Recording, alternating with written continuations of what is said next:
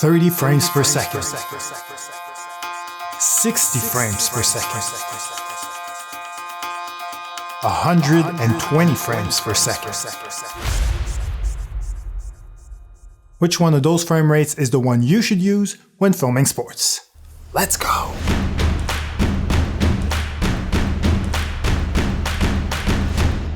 Okay, so first of all, as I often do, I want to start this video by giving a shout out to my sports videography community on Facebook. The idea to make this video actually came from one of the questions asked in the Facebook group by a member. So thanks to Connor for asking the question, but also thanks to all the members in general who really impressed me by coming up with new questions every day and also coming up with a lot of answers, by the way. There's more and more experienced sports videographers joining the group and all the conversations within it. And that's, to me, a beautiful thing to see. So again, thank you.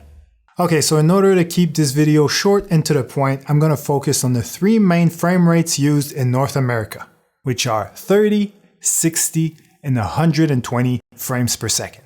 But if you're in Europe or like me in Australia, simply replace 30 by 25, 60 by 50, and 120 by 100 frames per second.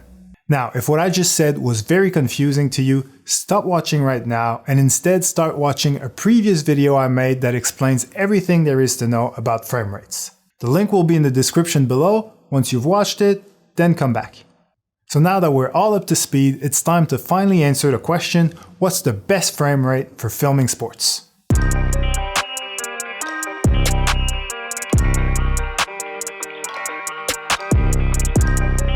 The short answer is the highest frame rate possible, because a high frame rate will allow you to slow your footage down to either highlight a skillful play or emphasize an emotional reaction.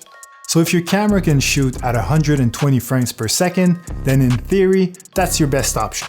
But here's the thing, I say in theory with aggressive air quotes, because there's a lot of factors to consider before pulling the trigger on shooting your content at 120 frames per second. Most cameras worth less than say $5,000 typically won't let you film at 120 frames per second for free. They tend to ask for something in return. So there's a bit of a dance, a bit of bargaining if you will, going on between you and the camera. For example, when filming at 120 frames per second, some cameras will take away the ability to film in 4K, and some of the cheaper ones won't even let you film in 1080p. Also, some cameras will completely disable the autofocus function, while some won't even let you record audio. So these are all potential deal breakers that you should be very aware of before filming at 120 frames per second with your camera.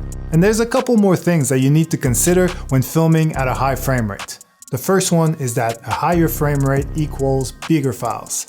Typically, if you double your frame rate, you also roughly double the amount of data. So if you're going to film an entire football game, for example, that's definitely something you need to be prepared for so you don't run out of SD cards halfway through the game.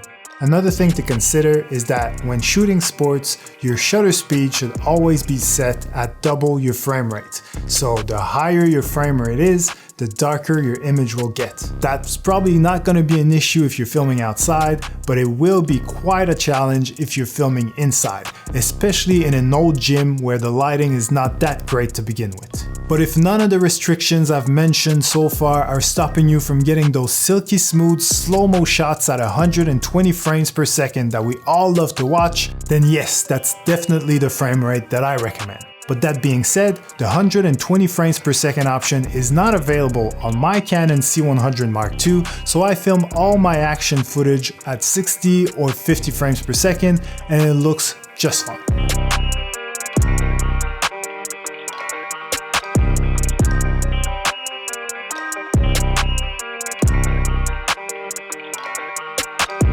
Downtown, that's good from way downtown. So that's it for me today. For more details about frame rates, make sure you watch the video at the top left of your screen, which is also a great tutorial about how to create perfect slow-mo action shots from beginning to end.